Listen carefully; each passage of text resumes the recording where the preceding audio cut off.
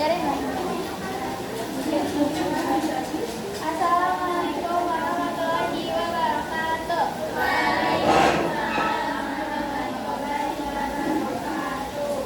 Ya, jadi di sini kami dari kelompok APRA atau Angkatan Perang Ratu Adil akan menceritakan nggak begitu detail sih, tapi menceritakan aktivitas.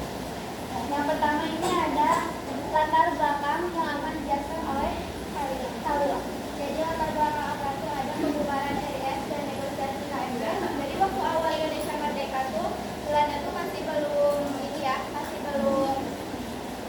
terima gitu kalau Indonesia tuh udah merdeka. Jadi mereka tuh nyari-nyari cara buat memecah belah Indonesia. Jadi salah satunya tuh pakai RIS atau Republik Indonesia Serikat yang disahkan di KMB tahun 1949. Terus yang kedua, keinginan Westerling untuk tetap berpengaruh. Nah, waktu itu TNI itu mau dijadiin satu, tapi waktu itu kalau nggak satu namanya tuh APRIS atau Angkatan Perang Republik Indonesia Serikat. Tapi mantan KNIL itu tentara Belanda ya, tentara kerajaan Hindia Belanda.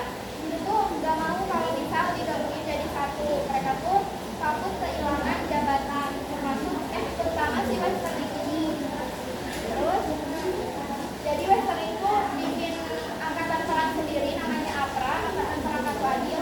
Dia di sini pakai nama Ratu Adil. Kenapa? Karena waktu itu ada ramalan Jayabaya yang nyebutin kalau Ratu Adil itu adalah pemimpin yang bakal muncul waktu negara Indonesia itu waktu negara Indonesia itu waktu negara Indonesia itu lagi kacau. Jadi karena waktu dulu Indonesia masih lekat banget sama mitos, jadi simpati rakyat Indonesia itu tertarik gitu sama APRA itu. Terus yang ketiga, kepentingan kolonial Belanda di negara Pasundan. Nah, waktu RIS itu tuh Indonesia kan jadi negara-negara bagian karena negara serikat kan RIS. Kurang lebih itu ada 16 negara bagian. Nah, APRA ini terjadi di negara Pasundan di Jawa Barat. Nah, Belanda itu masih punya kepentingan ekonomi sama kepentingan sosial. Terus yang keempat, ketakutan KNIL dan hubungan federalis. Ketakutan KNIL itu yang tadi yang aku sebutin, yang mantan KNIL itu masih nggak mau gitu kalau disatuin jadi APRIS. Hubungan federalis itu juga ada dari pemerintah Indonesianya yang emang mau pakai sistem pemerintahan RIS, bukan sistem pemerintahan NKRI. Terus yang terakhir, ultimatum dan kudeta. Nah, kalau misal kan dia sering tuh nyiptain APRA. Kalau misal APRA-nya tuh nggak disahin jadi tentara negara Pasundan, dia mau ultimatum bahwa dia bakal ngadain kudeta tanggal 23 Januari.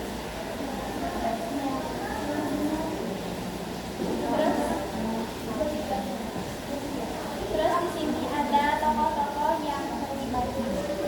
Yang pertama ini Raymond Westerling. Itu adalah mantan perwira senior sekaligus pendiri dan juga pemimpin APRA. Lalu yang kedua Kolonel Abdul Haris Nasution. Dia tentara yang diserang. Lalu yang ketiga itu bisa dijunjung karena dia Atmaja. Itu adalah PM negara Pasundan. Lalu yang keempat itu Presiden Soekarno. Yang juga ada juga tokoh penting juga, yang dimana itu tokoh Indonesia yang bisa dibilang pengkhianat ya, namanya Sultan Muhammad Hamid II. Ya. Terus sebelum masuk ke peristiwa penting, di sini tuh ada tujuan APRA. Yang pertama adalah mempertahankan bentuk negara federal yang tadi udah disebutin di latar belakang itu supaya pengaruh Belanda tetap ada di Indonesia. Terus juga menjadikan APRA sebagai tentara resmi negara Pasundan, terpisah dari TNI, terus juga diakui sama pemerintahan BRIS. Terus juga menolak pembentukan NKRI karena mereka tuh menganggap kalau NKRI itu bisa menghancurkan atau bisa mengancam mantan KNIL sama Belanda, penduduk Belanda pada saat itu. Terus juga menjaga dominasi Belanda dan sekutunya di bidang militer dan pemerintahan supaya negaranya tetap jadi negara-negara bagian atau BRIS. Terus di sini masuk ke peristiwa penting. Oh ya, ini. Akan jelaskan oleh. Oh ya, yang ini peristiwa penting. Nah, pertama itu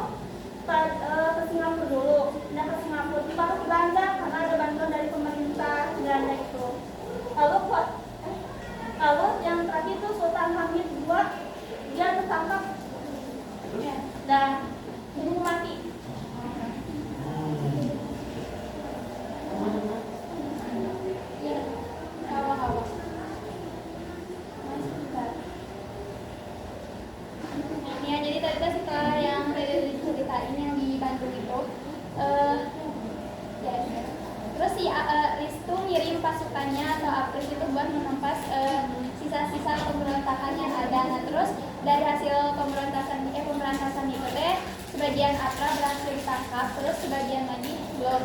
Terus sebagian lagi itu teh Westerling tadi dibilang sama Dwi ya, kabur dari melarikan diri ke Singapura dulu, terus ke Belanda atas bantuan Belanda. Terus juga tadi yang Sultan Hamid II itu di sisi lainnya setelah Westerling melarikan diri, ternyata Sultan Hamid II itu terbukti ikut campur atau terlibat dalam perencanaan kudeta. Alhasil ditangkaplah pada tanggal 5 April tahun 1958. Terus ya udah jadi APRA tuh dinyatakan gagal. Jadinya kekuatan militernya juga melemah gitu. Terus jadi gak stabil juga si pemerintahan Rusnya. Terus di sini ada dampak.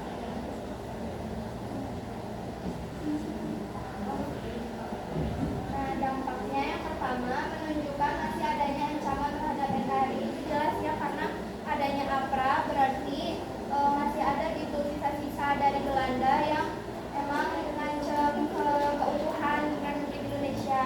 Terus yang kedua, mempercepat pembubaran RIS. Ya, jadi karena rakyat Indonesianya sama pemerintahannya juga udah sadar gitu kalau RIS itu terbukti memecah belah Indonesia atau rakyat. Jadi Indonesia itu nggak jadi RIS tapi diubah lagi ke NKRI pada April 1950. Tapi di sumber lain juga ada yang nyebutin 17 Agustus 1950. Terus yang terakhir, menegaskan TNI sebagai angkatan bersenjata tunggal. Jadi setelah APRA, angkatan perang di Indonesia itu dijadiin satu jadi TNI. Jadi nggak ada pecah belah lagi, jadi nggak ada nggak ada divisi Siliwangi gitu-gitu. Jadi intinya pemberontakan APRA ini atau Angkatan Perang Laut Adil yang dipimpin oleh Herman Westerling ini tadi disebutkan sama Dwi, merupakan bentuk perlawanan sisa-sisa dari Belanda gitu. Terus juga merupakan sebuah kelompok yang gak setuju sama yang pro federal gitu ya, dan gak setuju sama NKRI. Terus tetap pengen Belanda tuh mendominasi di situ. Terus meskipun si APRA ini menyebabkan kekacauan di Bandung, tapi tetap berhasil diatasi sama TNI dan dalam waktu yang nggak lama banget gitu, cukup terhatiskan pokoknya. Terus juga ini tadi dijadikan sebuah momen sama pemerintah dan masyarakat setempat teh, jadiin pelajaran gitu, kayak kalau misalkan bersatu teh merupakan sebuah kekuatan gitu di Indonesia teh. Jadi peristiwa ini tuh tadi yang mempercepat pembubaran BRIS, terus juga mendorong berdirinya kembali negara kesatuan NKRI yang sempat diberontak gitu. Terus pada tanggal 17 Agustus 1950 ya itu teh berhasil berhasil dipukul mundur. Jadi sejak saat itu sampai sekarang Indonesia jadi negara kesatuan Republik Indonesia. Terus juga tentaranya cuma satu. Tapi sebelumnya mau minta maaf dulu kalau misal kalian udah pernah baca-baca tentang APRA terus emang beda gitu, karena emang sejarah di mana-mana beda ya. Jadi maaf kalau misal ada kesalahan atau gugup gitu sama apa yang udah kalian pelajari. Ya. Gak usah ada sesi tanya jawab karena ada 2 kelompok lagi. Terima kasih atas perhatiannya.